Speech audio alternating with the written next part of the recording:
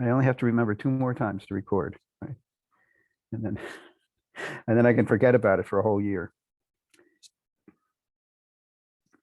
Okay, so we are now on the record and building up steam in terms of attendance, so that's good. So the first order of business, of course, is recording. What is the second order of business today, do you think?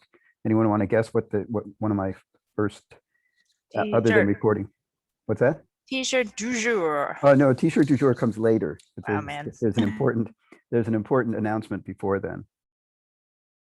Are you going to remind us to do our SEIs? Yes, yes, yes. Good for you, Grace. Thank you. So if you haven't done your SEIs yet, now, not now, but it would be a good time to set aside 10 minutes after class, between classes, before lunch, whatever, however you order your day, and do the SEI. So please, I tell you they're important, and they're important to me to get in to take the pulse of the class to see how things have gone in the semester. So if you haven't done it already, please do so.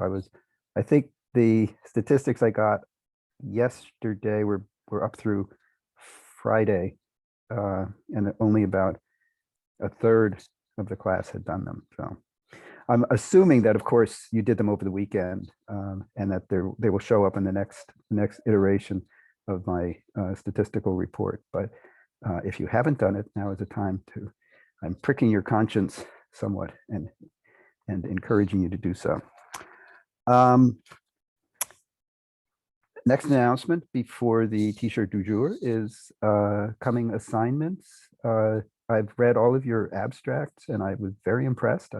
I made comments and suggestions about them, trying to give you an idea of how to reframe them, but some of them were almost perfect as is, and all of them were very interesting. So I'm looking forward to seeing the next installment. If you have any questions about the nature of the second installment, what I'm looking for is an embellished, updated in terms of your latest thinking abstract that has more content to it than the first brief one. So you have up to some 500 words. I'm not going to count the words, so if you go a little bit over, or it doesn't have to be 500 on the nose, but I don't want you to feel obliged to write pages and pages and pages. That's the thing. But this second installment for the term paper assignment should be a more embellished and developed précis, let's say, of what the topic is, with the further embellishment that you can do through the outline. That gives me an idea of what the steps are in your thinking, what the issues are, what the how you would plan to develop them if you actually were to write the paper, what you found out from your research, that sort of thing. And then the third part would be the references. So the final assignment that you turn in will be the fuller abstract, the outline as developed as you want it to be, and but with more detail, in other words, and then the references. That's what I'm looking for.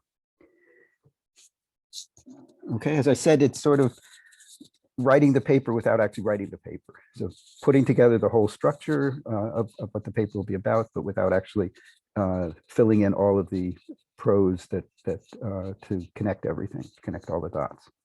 Give me the dots, give me a picture of what it all will look like, but you don't have to fill them all in.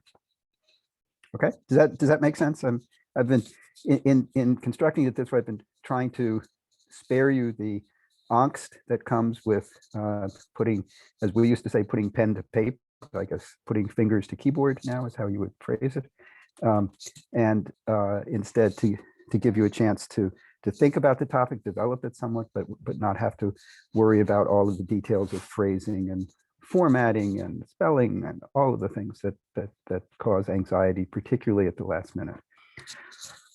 So, okay, if there aren't any questions about it, but let me say that I think that's it. I think, if I remember right, that's the only assignment that's left that's due. It's due on the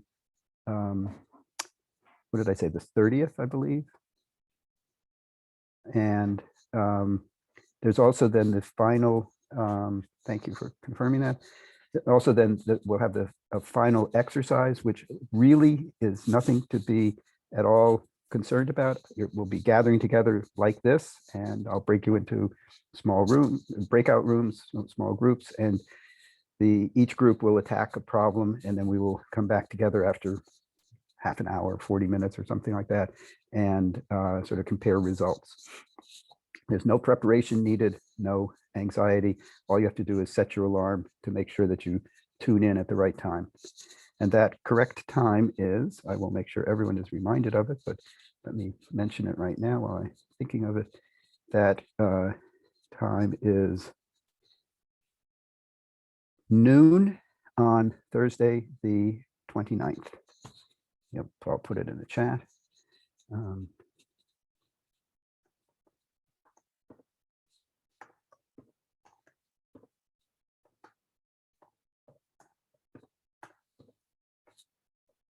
1:45. I will have some final words for all of you, and my final T-shirt du jour, which you should not miss. So that's basically the way what that final project will be. But it should be absolutely no reason to feel any anxiety or concern or anything of the sort. Just show up and enjoy an hour and 45 minutes of historical linguistics. Okay. Any questions about any of this? Looks like everyone's all set. Okay, good. All right, so let me share my screen and share with you my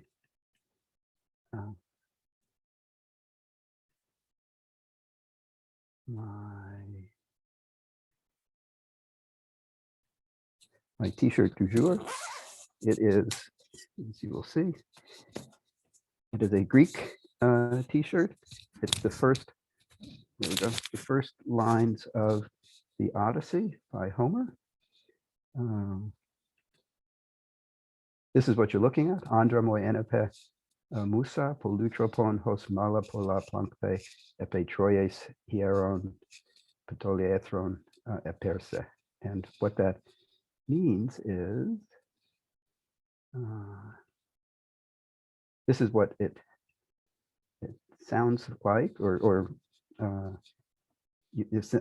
wouldn't expect you to read the Greek, but I hope that you would recognize it as Greek.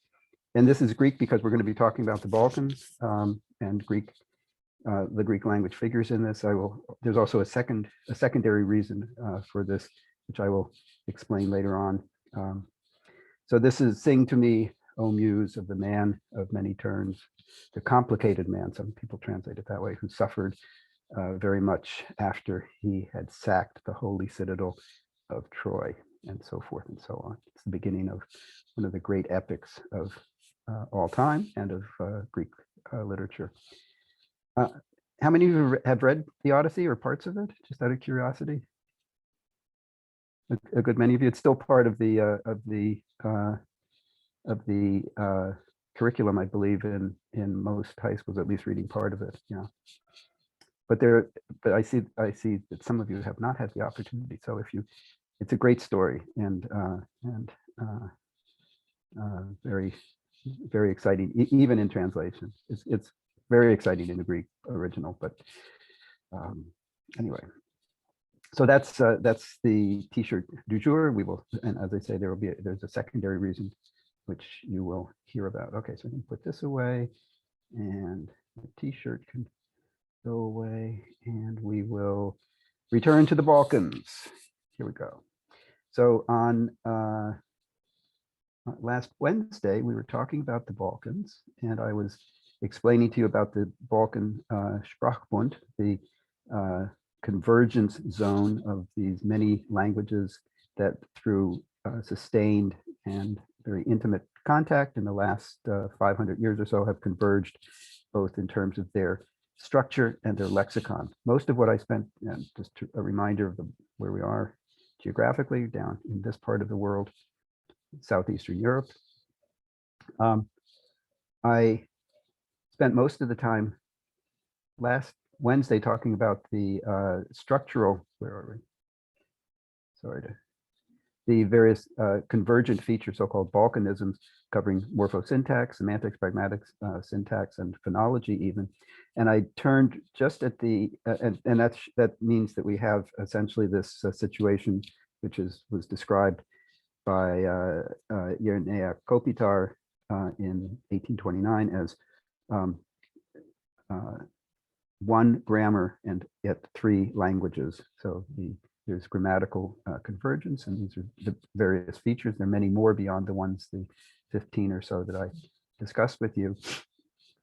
And then we started to turn to the lexicon, keeping in mind that what was really crucial in Balkan language contact was this more human-oriented interaction as opposed to simple object-oriented interaction.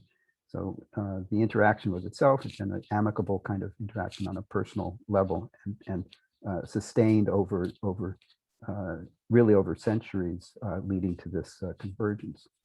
But we started looking at not just we went beyond the structural convergence, started looking at the lexicon. I gave you a brief sort of typology of different types of loan words that have been recognized in the literature, and argued for a new type that my colleague and collaborator, co-author Victor Friedman and I have developed, which we refer to as coming up, loan words that are essentially rooted in conversation. That was a deliberately chosen acronym. The concept was one that we were led to by our consideration of the kinds of loan words that we find, as I'll be explaining. But we rooted around, so to speak, for a good acronym, and we wanted to honor the late Eric Hamp, who was one of Victor's advisors at the University of Chicago, and a man who was very important to me in my development as sort of an adjunct mentor that I got to know after my graduate school days.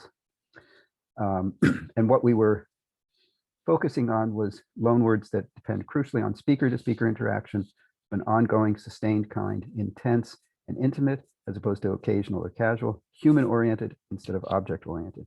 And what we had just gotten to the point to begin to understand the kinds of loan words that occur in these very intense contact situations.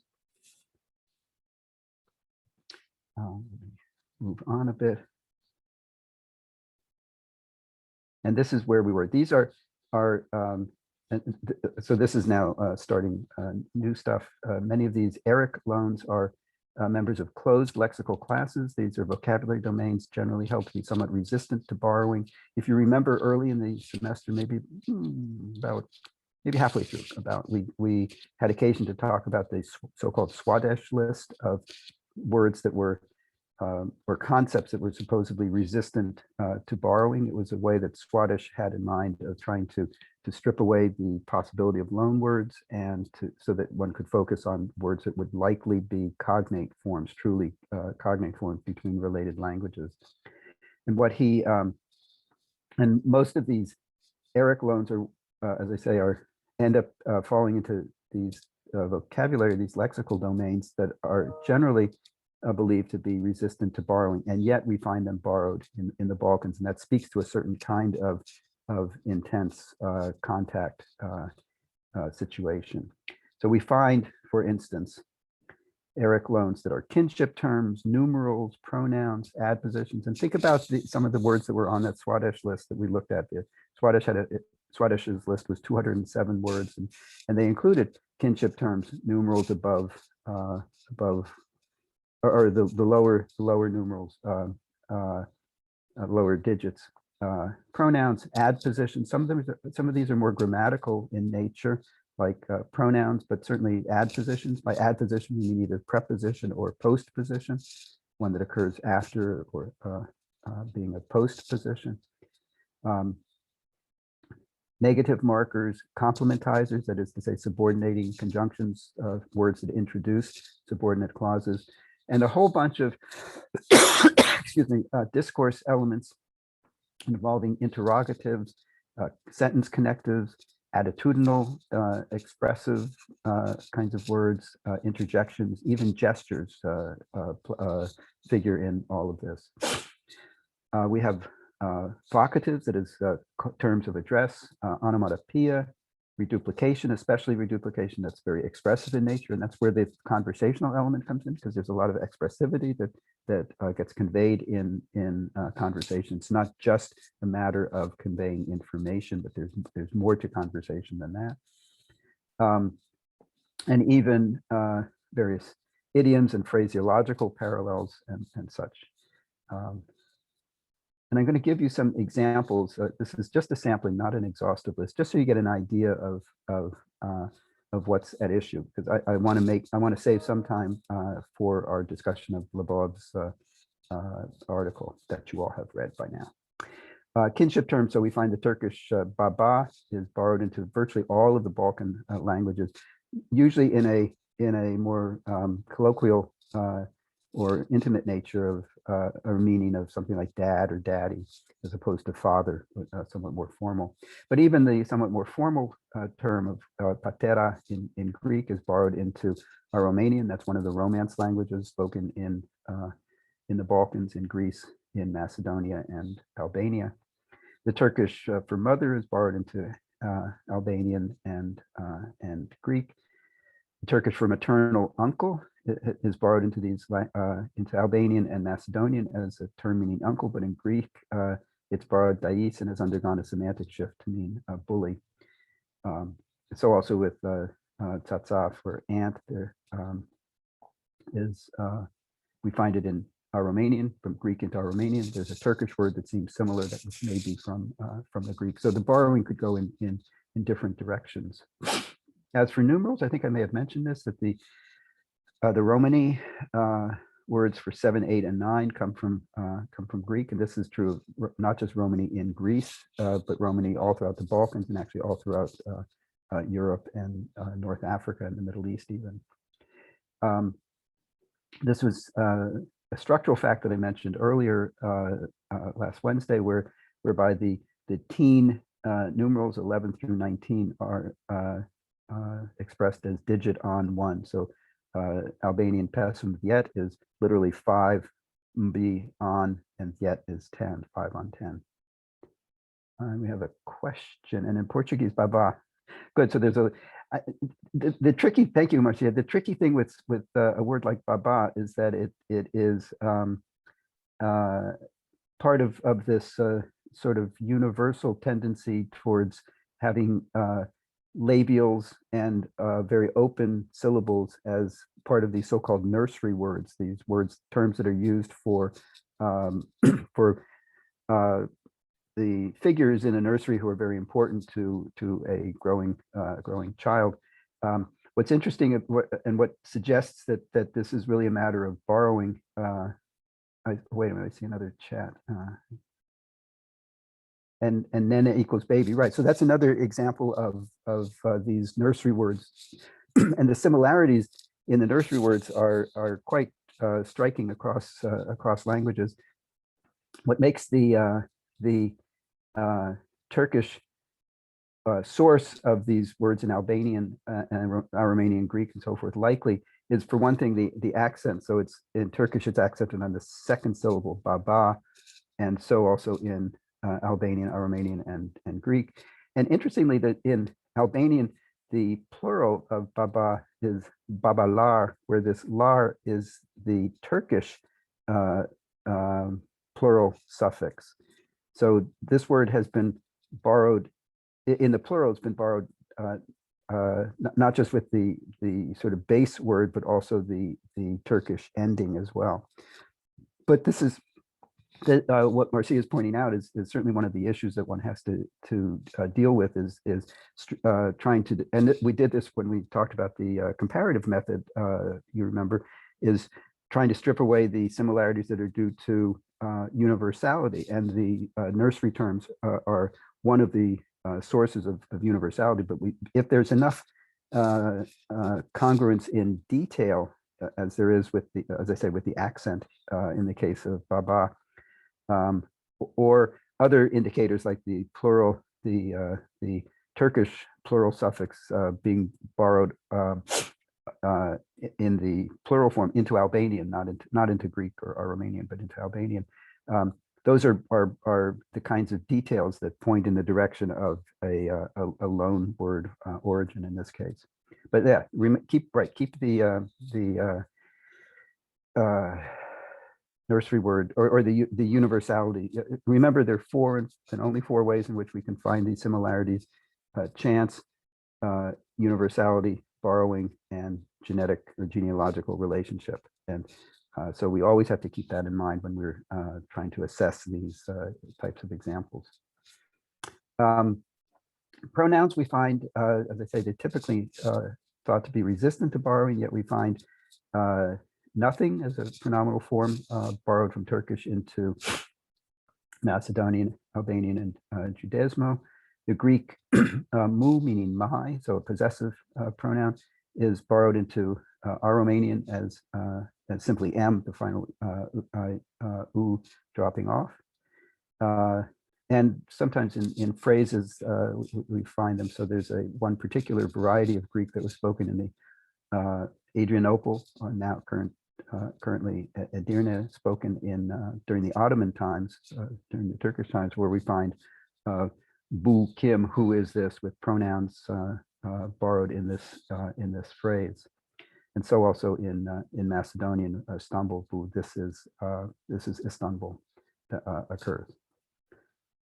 Adpositions are interesting because they're sort of moving in the direction of grammatical material, and it's often thought that grammar is more resistant to borrowing, or that it takes very intense kinds of contact for grammar to be borrowed.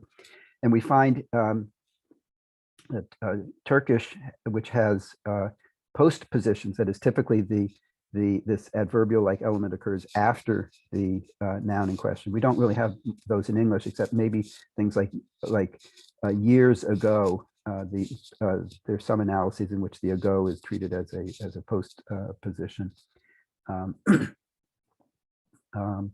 we find that karşı, in meaning opposite, is borrowed into Albanian.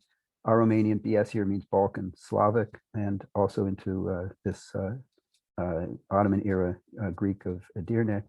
Interestingly, in both Romanian and this variety of Greek, it's borrowed as a postposition, which is its Turkish syntax, and in the other languages it's regularized to the native syntax. So the Albanian karşı is a preposition. Albanian doesn't have postpositions, and in a certain sense, this is a kind of complexification, if you will, in that the borrowing introduces something that is outside of the norm, outside of what is typical for the borrowing language, and yet it's borrowed nonetheless in that way. I think that's happened in the history of English in a couple of instances, where the Attorney General is, at least in some, for some speakers, is pluralized. It's borrowed. The order of noun, attorney, and general as an adjective follows the French order that was the word order that was the basis for this borrowing, and the plural is or sort of the correct plural, if you will, or for certain people who know and care about things like that. The plural is attorneys general, with the S for the plural on the noun part, though most people say attorney generals, treating this whole phrase as a unit and pluralizing that unit. Another sort of curious syntactic detail that's due to borrowing is the syntax of the adjective galore, which comes from Irish. It has unusual syntax in English in that it's always, we were at the zoo and there were monkeys galore, monkeys all over the place. And even that galore as an adjective never occurs before the noun. So it's never, there were galore monkeys around. So it's a, the unusual syntax is due to its, the syntax of the Irish source for this word galore. Another postposition from Turkish that was borrowed into this variety of Greek as a postposition is gibi, meaning like, and there are others as well. We move on to negatives. These are again more grammatical sorts of borrowings in nature. The Greek me, which is used to negate imperatives and to or an imperative like utterance, and to give what's called a prohibitive, that is a negative command, don't do something. It was borrowed into our Romanian, also some Balkan Slavic as well, I should add that.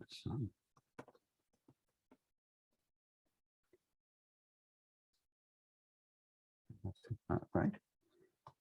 Balkan Slav. That's good enough. Ohi, the word for no in Greek, is found, it was borrowed into Southern Aromanian, that is the Aromanian spoken in Greece. Hitch, we already mentioned as a pronoun, but it also fits into the borrowing of a negative, given what it means. And so also with Turkish, ne meaning neither nor, borrowed into Romani. This is a suburb of Athens in Greece. An interesting example that shows the spread of a gesture is the upward head nod as a way of indicating negativity, a way of signaling no, just found in Greek, Romanian, in some of Balkan Slavic, and also in Turkish. It can be very, so if you ask a Greek a question, the answer is no, their head will move upward like that. Sometimes it's a very subtle, just the raising of the eyebrows. So is this the bus to Athens? And that's your answer. And you have to, as a foreigner, you have to pick up on this very subtle raising of the eyebrows. It's the equivalent of the upward head nod. Now this is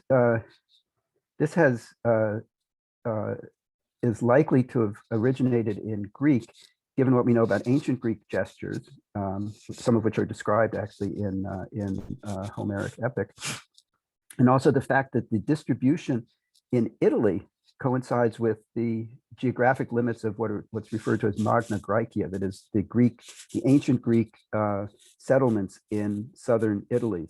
So south of Naples, including Sicily, in ancient times was colonized by Greeks. And what we find is within Italy, there's a dividing line around Naples, which is a big city in the sort of southern half of Italy. Naples in south, you find this upward head nod for no, and in the north, you find instead the side-to-side shaking for no that's more familiar to us as Western European, with its Western European origins. So Greek is a likely source, and it has spread around the Balkans. It actually has traveled further east, in that you could find it in the parts of the Middle East and into India as well. But this is interesting because this could only spread by face-to-face interaction. This could only this would not spread. It's not a word that you could hear. It's not something that's written down that you could see. Instead it depends on face-to-face interaction of the sort that we're focusing on in our emphasis on the conversational basis for these loan words. Moving into more grammatical territory, various complementizers, subordinate conjunctions, subordinating conjunctions. Greek oti, meaning that, so I think that would use oti. Earlier Greek had oti also meaning for that reason, and that's been borrowed into Macedonian and Bulgarian, meaning because. Turkish borrowed such words from Persian, a different kind of contact situation, but an important one nonetheless. But these words zira or zera have made their way into various Balkan languages, ultimately from Persian, but more proximately from Turkish. So also with these word meaning apparently or evidently. When we get to discourse elements, these are ones that are very clearly tied to conversation. And you'll see when I run through some of the examples, we talk about them as the glue of everyday conversation, various indicators of individual status relative to other people that you're talking to, also serving an expressive purpose of providing your some glimpse of what your attitudes are, and so surprise and dismay and such. And we find, for instance, the Turkish yes, no question marker. It appears in this variety of Greek during the Ottoman era, in Romany as well. I won't go into the details here, but so in standard Greek, can you do it with, as a question would just be a single word, boris, with an intonation that signals it as a question. But in this Turkish inspired variety of Greek, we find boris mu, where this mu it marks the question, the yes no question. Words for affirmation. We saw that the negative words could be borrowed, but so also the positive. So Slavic da is found in Balkan Romance. For yes, there's a Turkish word that means, has a sort of impatient feel to it. Come on already, and that's been borrowed into Greek and Albanian, also Balkan Romance. Albanian po, meaning yes, is found in some in the varieties of Aromanian spoken in Albania. Various connectives. When you're talking, you often will string sentences together with and, or but. And we find a number of these connective elements have been borrowed from Slavic into Aromanian and Romany, from Turkish into various languages. Either or is another one that's been borrowed, and so borrowed from Macedonian into Albanian. When we look at the forms that we call discourse elements, it literally goes from A to Z. There are just dozens of them. So Turkish acaba, meaning I wonder if, or oh indeed, it's sort of indicating surprise or doubt. Greek alethia, truly, from the Greek word for truth, but used as an interjection in conversation. And you can see what some of the meanings are. I won't go through all the details, but at least, perhaps, deomi, isn't it so, as if, certainly, supposedly, perhaps. These are all the kinds of words that indicate attitudes or feelings about things that you say. So they're expressive, they're emotive, they sort of help to frame the discourse, help to give your interlocutor an idea of just what you're talking about.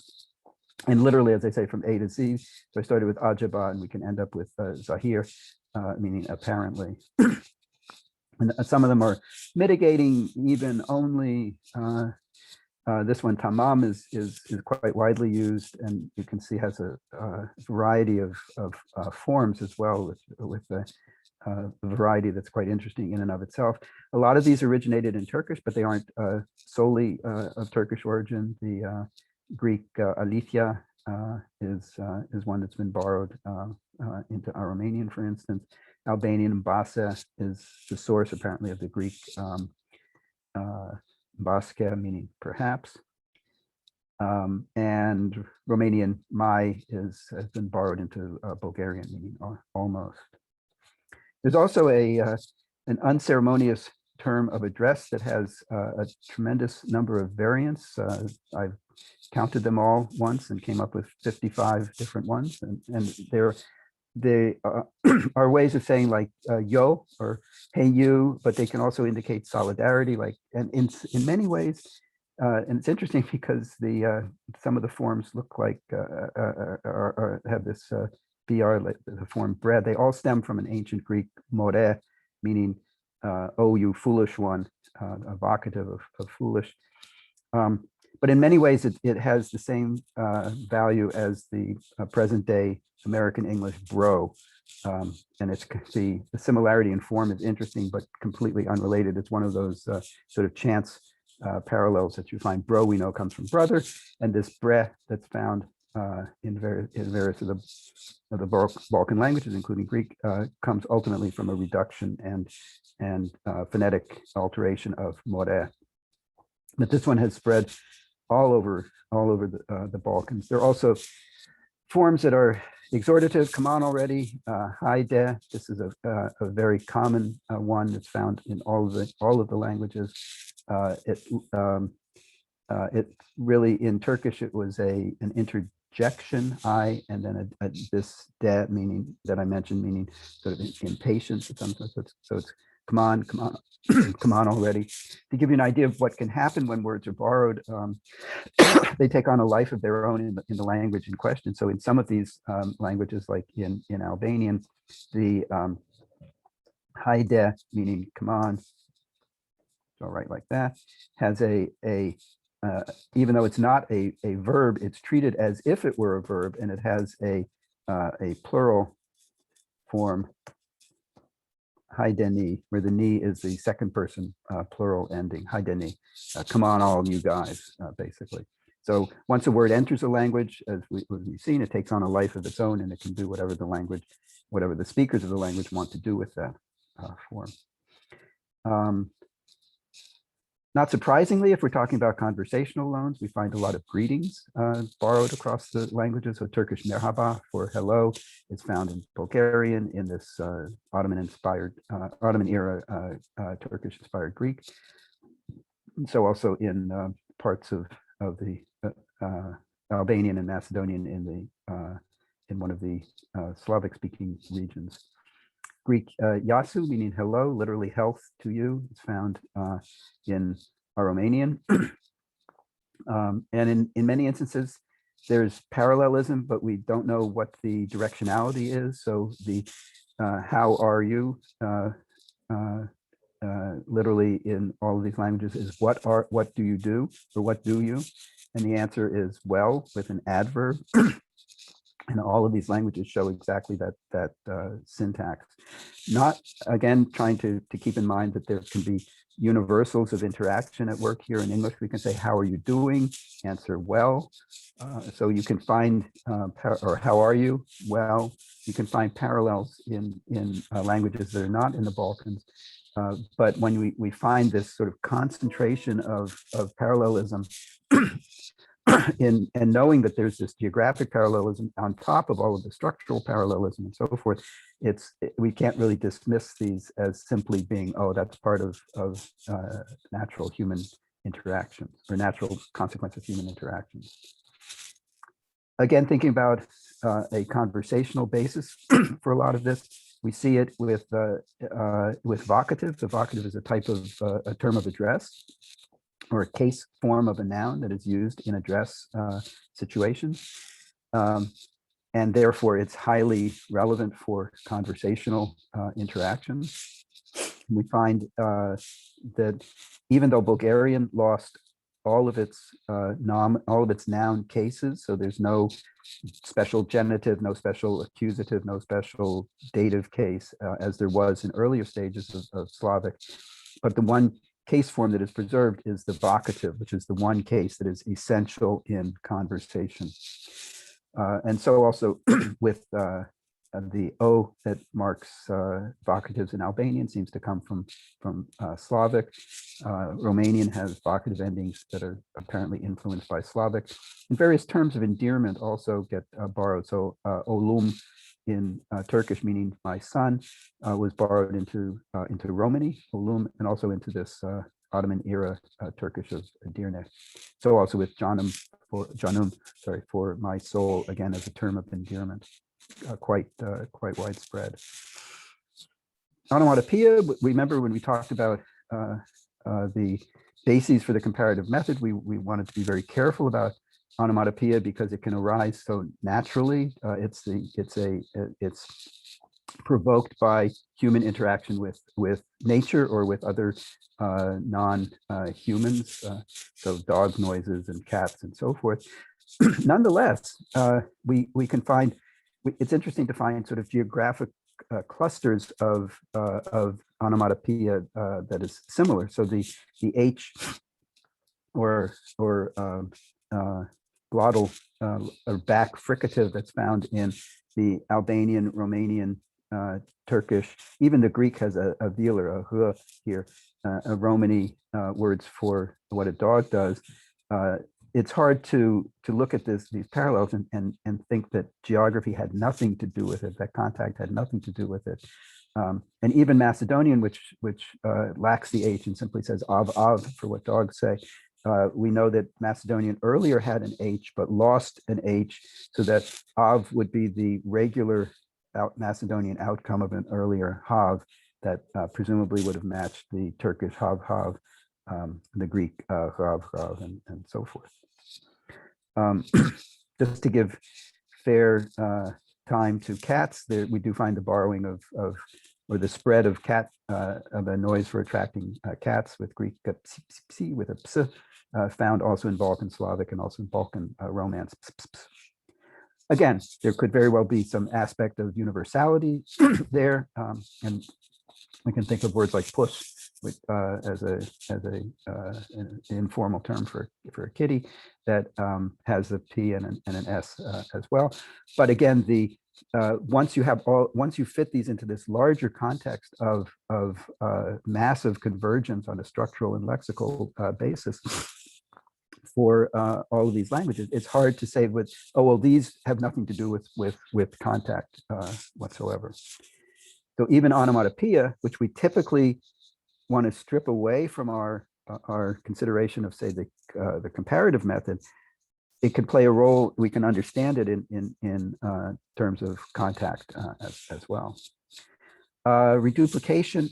There's one type of very expressive reduplication that occurs in Turkish. It actually has more easterly origins emanating out of India, but as far as the Balkans are concerned, it was Turkish that was most relevant, where you get this sort of dismissive sense. So kitap is the word for book, and if you substitute an M for the first sound, the first consonant of the target word, you get a phrase that in a sort of dismissive way means X and such. So kitap is for book, but kitap, it means books and such, books and those kinds of things. And we find it all over, knigi migi, books and such in Balkan Slavic. Judezmo, a language that I haven't mentioned much, but we have, which some of you know or will find familiar because it's derived ultimately from Ibero-Romance, so it's very much like Spanish. This is the Jewish Spanish that entered the Balkans after the after the Spanish Inquisition. We have livro, mivro, books and such, zapatos, mapatos, shoes, shmooze, if you will. And by mentioning this shmooze, I don't know whether you know this shma reduplication in English, but we can think of this as actually a distant cousin. It actually is probably a Slavic and ultimately Yiddish transformation of this M reduplication that moved from the east across into Europe,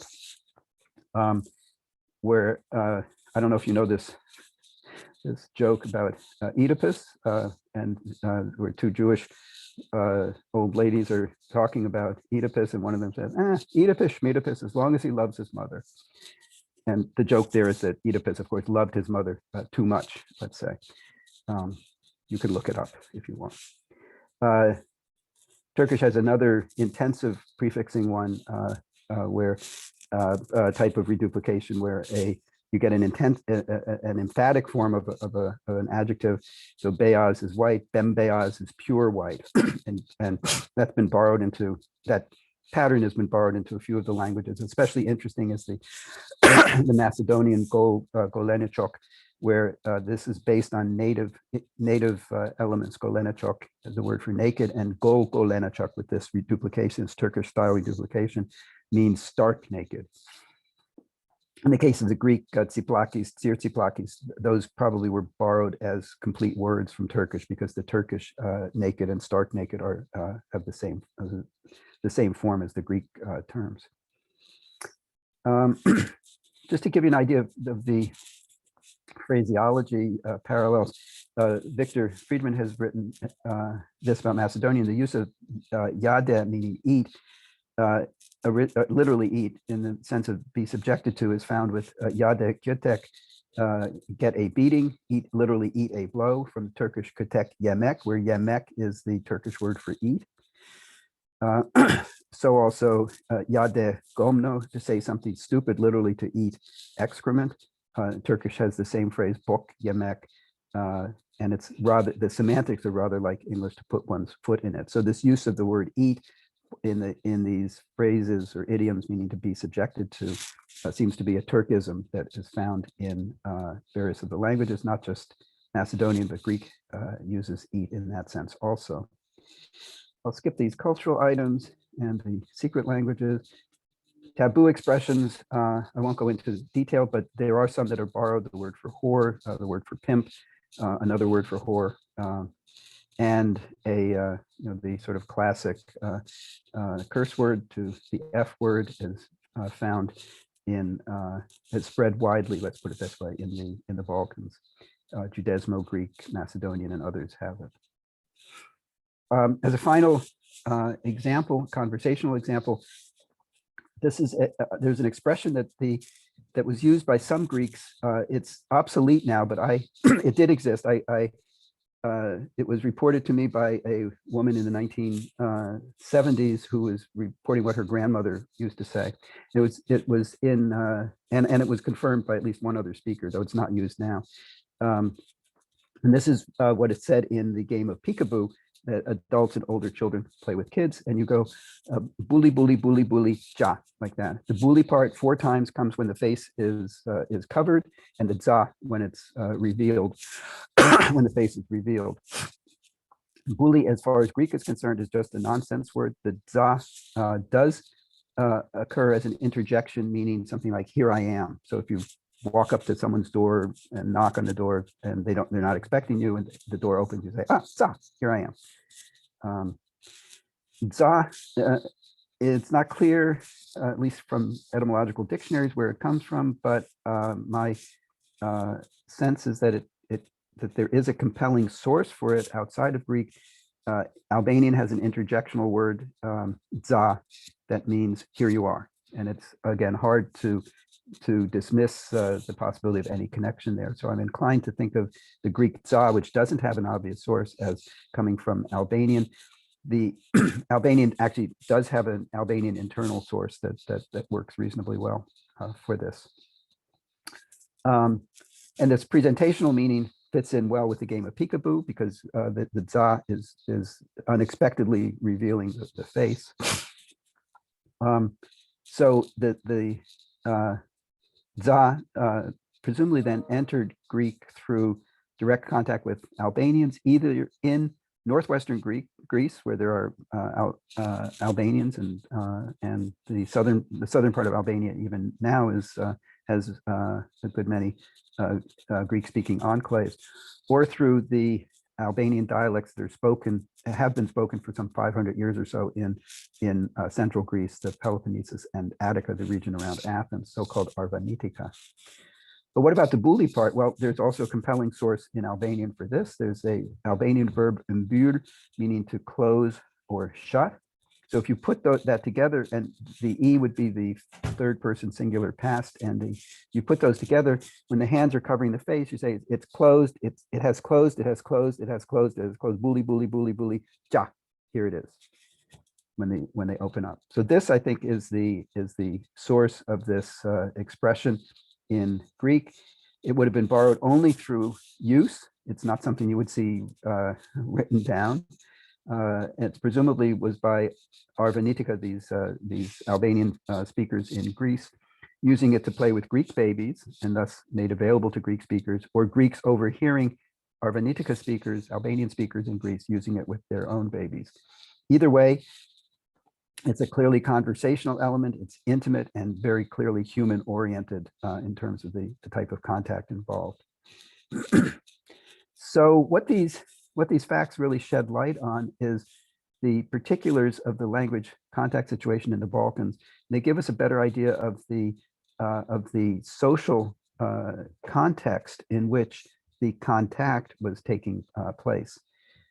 It also gives us a glimpse into what parts of the lexicon, even under conditions of extreme and intense contact, can be borrowed, and which ones resist up to the bitter end. So curses and obscenities, even though some have been borrowed, most are native in nature.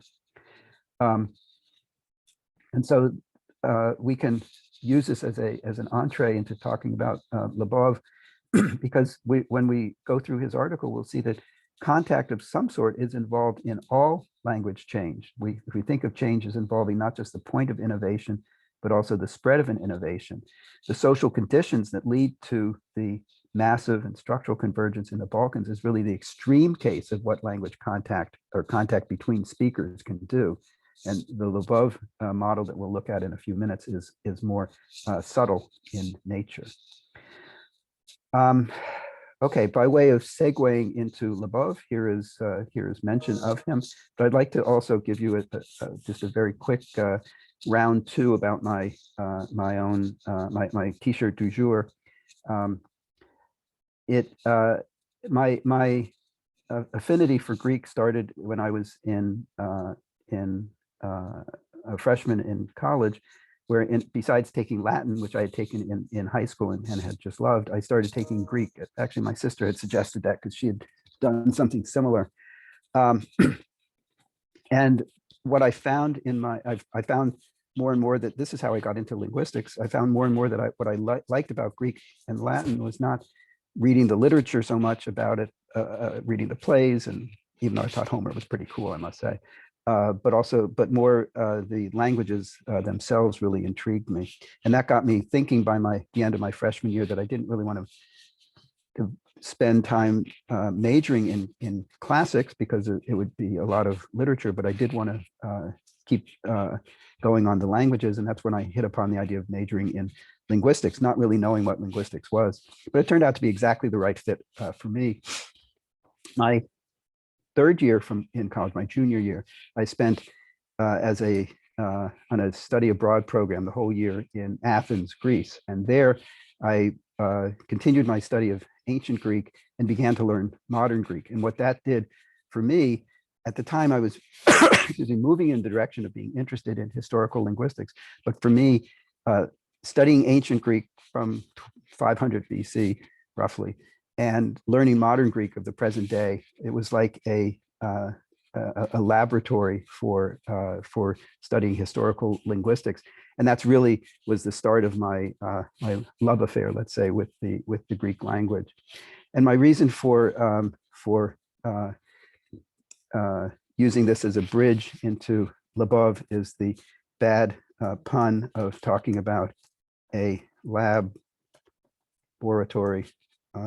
So Greek for me has been like a laboratory or lab, and that leads me into talking about William Lyubov, who has, and I apologize for the bad pun, who has not only revolutionized historical linguistics through the introduction of understanding the social context, but also he really brought historical linguistics into the lab, because he even in his 1963 article, as you saw, he was measuring the vowels and making charts and plots and graphs and so forth. And so he's been key to revolutionizing our views of historical linguistics in those two ways, the social side and also the laboratory side of things. So with that in mind, I would like to use that as a bridge and turn to the study guide and the article. And I hope you all had a chance to My mic is making noise against my shirt. Can you adjust it for cleaner audio? Yeah, I'll try. Maybe if I just hold it out like this, I don't need. Maybe that will work a little better. Is that better, Hannah? Yeah, I hope so. Sorry about that. Okay, good. So two things then. I want to look at the Labov article and also look at it in the context of the study guide that you were to have spent some time with this weekend. And I'll just kind of crank through. We don't have a lot of time, but maybe we'll just sort of go through it page by page and question by question. And if you have any thoughts to interject, please do so. I will sort of carry on a monologue about the paper, but I do want you to interject. And I have a couple questions for you. So the three key problems he identifies right at the very beginning. I should say, by the way, I kind of hinted at that, but this was really a revolutionary paper. He was drawing on ideas and thoughts that others had had, but he sort of brought them together in such a forceful way here, and really focusing our attention on the social side of language change. And we'll talk more about that as we go through it. So the three problems: the origin of linguistic variations, the spread and propagation of linguistic changes, and the regularity of linguistic change. Those are for him, were the three key problems. What we have focused on in this class mostly has been the origin of linguistic variations, because you're not going to get a change unless you have some starting point, is how I see it. And Labov would say that it's not just the starting point, but you also need the spread of that innovation. So in class, we've focused on the origins of the innovations, what has led to these innovations in the first place, whether through internal means like the physiology of the vocal tract or analogy, or now the last few class sessions, we've looked at language contact as a source of innovations. So these are what he calls separate problems, but they're all interrelated. He also talks about the regularity of linguistic change. And my question to you is he talking about all linguistic change based on what we've seen in this class? Where does regularity most prominently occur as far as language change is concerned? Anyone? Come on, guys. This one you got to know. After 13 weeks or 14 weeks of my yapping at you about this. What is sound change? Thank you. Yes, exactly. Regularity of sound change. And we specifically saw that there are some recurring aspects to change. So analogy moves in certain directions. Semantic change seems to move in certain directions, but there's nothing quite like the regularity of sound change in the other domains. And I think what he had in mind here was probably the idea of not just regularity of sound change, but also the recurring patterns that you find. It's regular in that sense. What is the starting point for language change? Right here on the first page, he tells us this three-way distinction requires as a starting point a variation in one or several words in the speech of one or two individuals. So it really can start with individual innovations. It has to, in a certain sense, because someone has to get the ball rolling, so to speak. And what does he mean by variation? Maybe someone could answer that. What does he have in mind when he talks about variation here?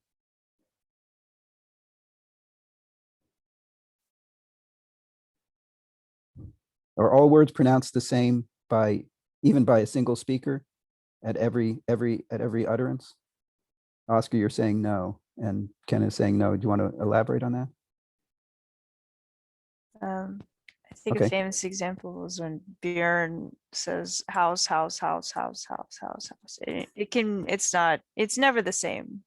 Like, right. And in fact, we can demonstrate that in the lab, but if you record yourself saying a word like house or pin or something like that at 10 different times during the day, it isn't even a matter of saying it 10 times in a row, because then you say, well, your vocal tract is getting tired or whatever, but you recorded it 10 different times during the day, and you look at them, there will be look at them in this visual display that we can see, so-called spectrograms of speech. You can see the utterances will match up considerably, but they won't exactly lay one on top of the other with no rough edges, so to speak. So, and that's true of all speakers, all utterances, no matter, in all languages, you will find that. So there's and what Labov has pointed to is that there's sort of an inherent variability, an inherent basis for small fluctuations in pronunciation as we produce even the same word by the same speaker at different times. So that's what he means by variation. And of course, we can excuse me, you can extend that to variation of well, some people know some words that other people don't know. You all probably know words about technical words in linguistics, like morphophonemics, that other people, your non-linguist roommates wouldn't know, for instance. Non-linguist friends wouldn't know. And there can be variation in syntax. We talked last week about examples like John, I will have John to copy that for me. What's that to doing there? Well, some of us use it, some of us don't. As far as John, I can't stand the guy. As far as John is concerned, I can't stand the guy. Some people use a verbal tag, some people don't. So there's variation along on that level as well. What Labov was focusing on, since he was talking about sound change, was the inherent variability, even with regard to the pronunciation of words. And that for him is the starting point. Now, why does he say that one cannot, this is a very important point, that one cannot understand the development of language change apart from the social life of the community in which it occurs? Anyone want to elaborate a bit on that?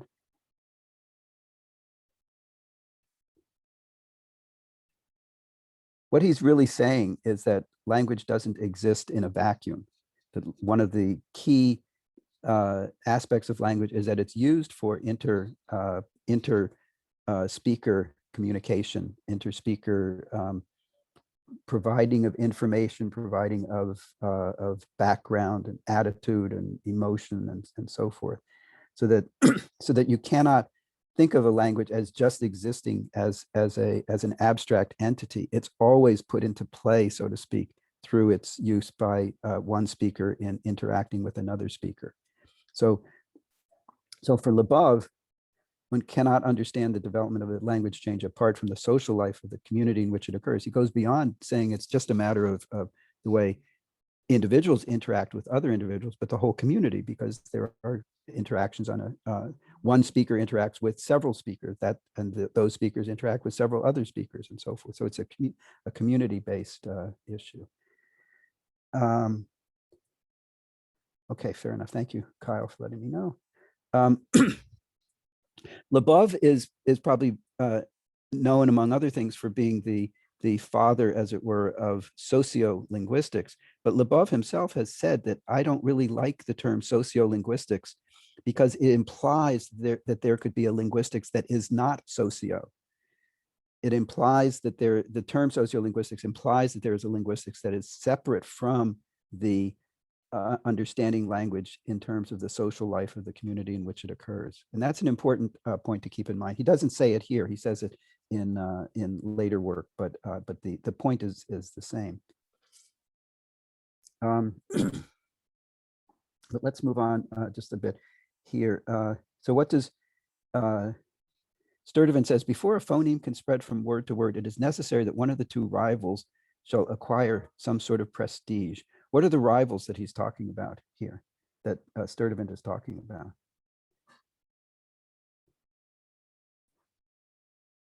Anyone see what Sturtevant's point was? What would Labov call the rivals?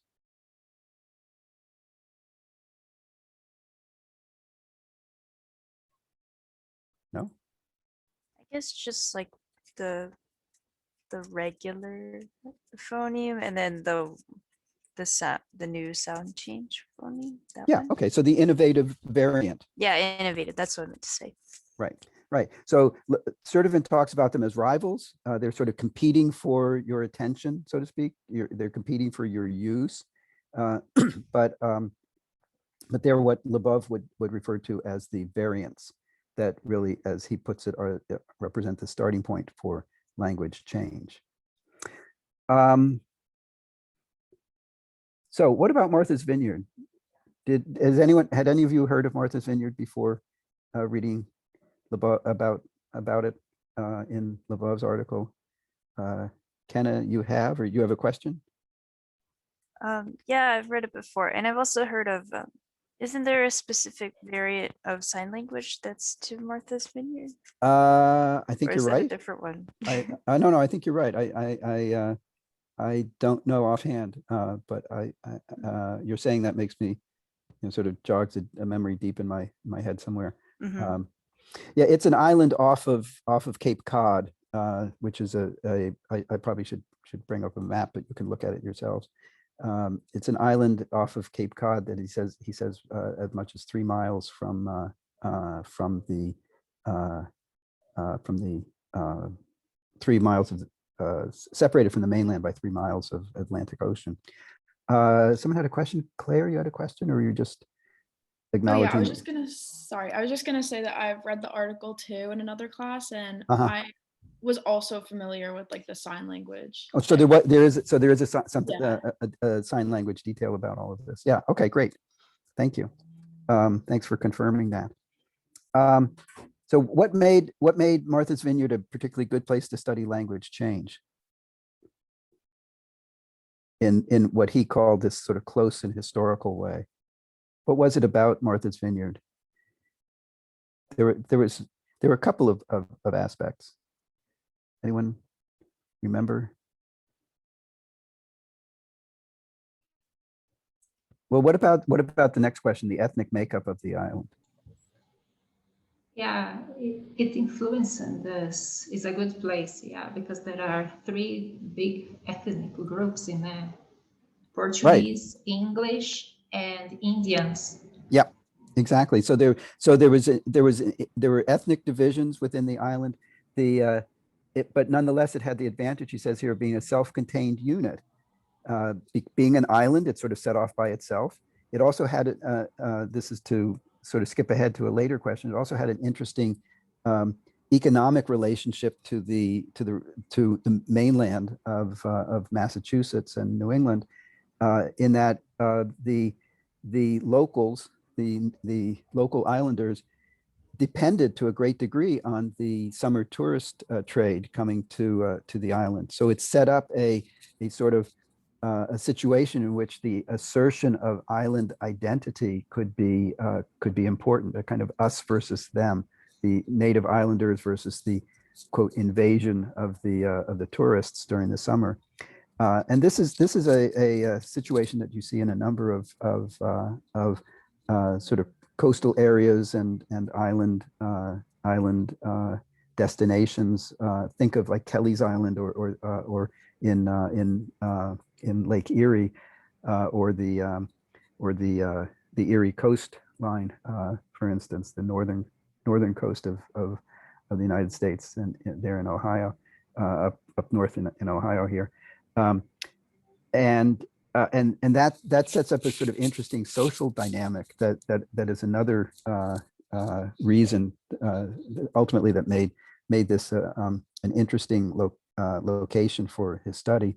It's also the fact that that it had been the language of, or the dialect of Martha's Vineyard had been studied some 30 years earlier as part of a survey of the so-called LING project, Linguistic Atlas of New England, so he had records from the 1930s that he could use as a basis for comparing with what was going on in the early 1960s when he was doing field work there. So yeah, and so this was the different population centers. It broke into 4 ethnic groups, and also there were rural speakers as well as those in the towns, the more concentrated areas. So it sort of encapsulated a number of important social divisions in all in this one self-contained unit. Now, what is the linguistic variable, and why is the selection of the variable such an important step? This kind of rehashes a little bit what we were focusing on at the outset, but what did Lebov mean by linguistic variable?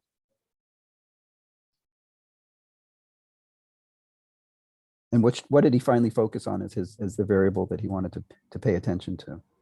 The diphthongs. The diphthongs, exactly. The I and ow, and the variants that he found were more centralized vowels like I and O, as opposed to I and ow. And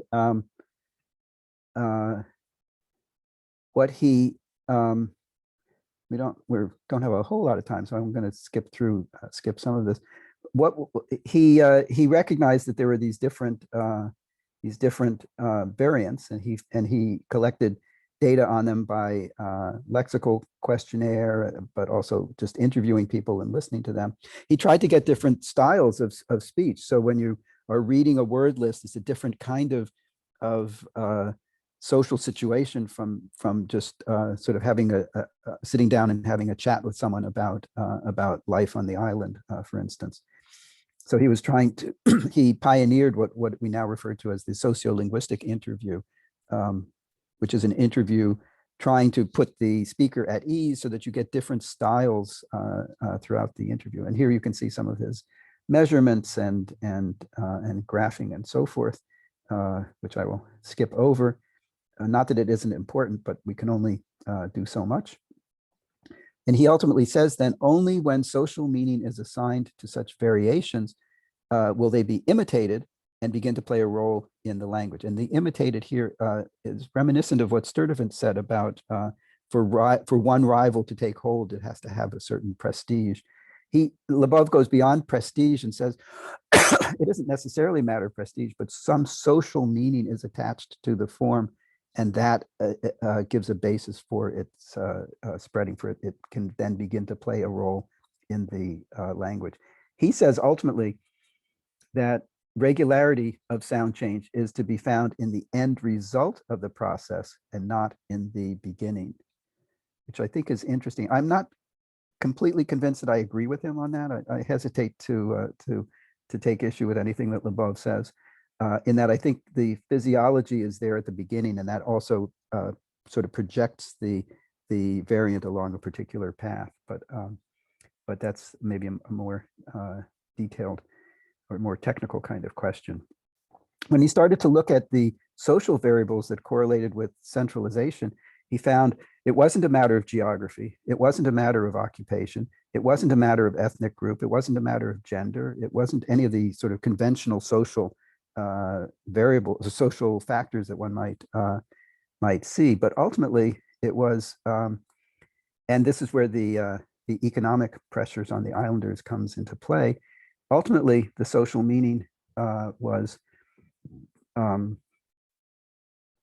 he states it here, I think I marked it, 19, I missed it, 18. Anyway, the ultimate social meaning is a positive attitude towards the island. And that's why the interplay with the economics matters, because it sort of sets up this islander versus non-islander division, and expressing through your language, through your choice of which variable pronunciation to use, a sort of native islander pronunciation as opposed to one that more associated with the mainland comes into play. And it really ultimately comes down to the ultimate social meaning comes down to the to one of a positive orientation towards the island. And so it's more of an attitudinal kind of variable or kind of factor, and not any of the usual social dimensions. We can put Lebov's model, and I'll put this into the Carmen site, later on today. His model for language change really then focuses on these 5 steps. The first is an innovation away from an existing norm. It can be caused by internal factors, physiology in the case of speech production, systemic pressures, analogy, and so forth. With regard to sound change, this is a more generalized view, but with language change. But with regard to sound change, it would be just the inherent variability in the physiological realization of particular sounds gives you an innovation. And then there's competition between the innovative form and the existing earlier form. Remember what Sturtevant said about rivals. And then keeping in mind what Lebov said about the social meaning being assigned to such variations, only then will they be imitated. We have here then the evaluation of an innovative form by members of a speech community with attribution of a social value to the forms, and keeping in mind that these forms can be markers of social identity. So islander versus non-islander identity to different degrees. Once there's competition, excuse me, once there's competition, then in light of this evaluation, there can be the resolution of the competition in favor of one variant over another, and then the subsequent spread, which is really the adoption by other members of the speech community via a positive evaluation. I like this variant, I'm going to use it, is sort of the unconscious thinking behind the adoption.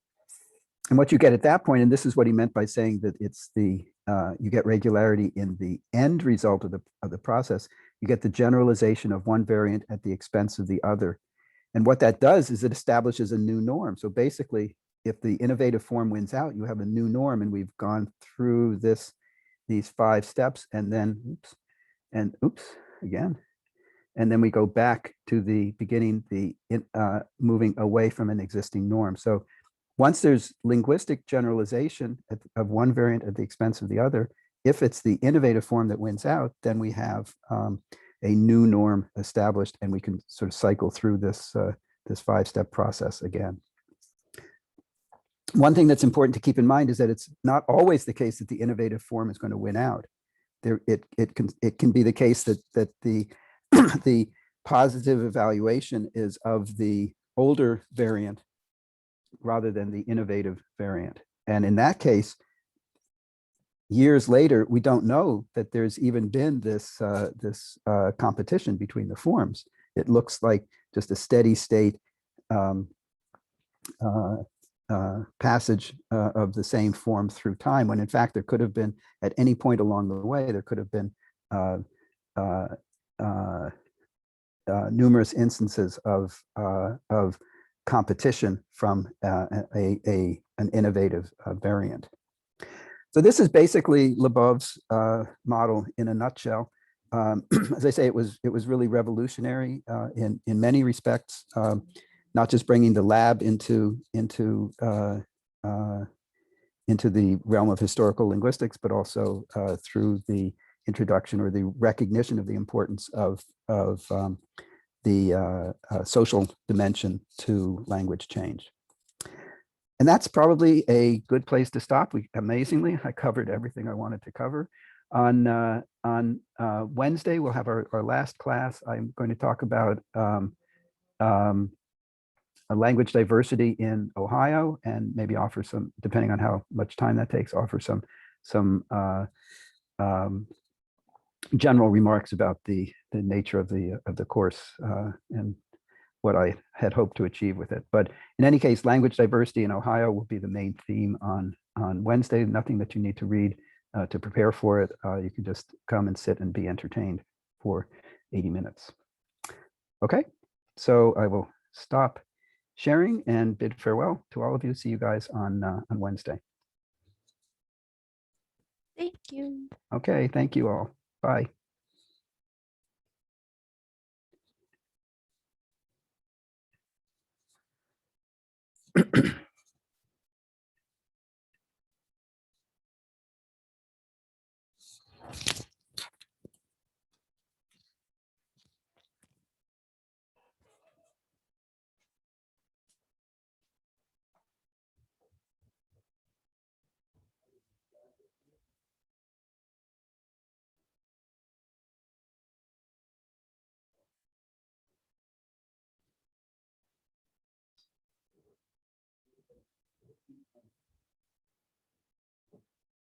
If they come to the door, David, um,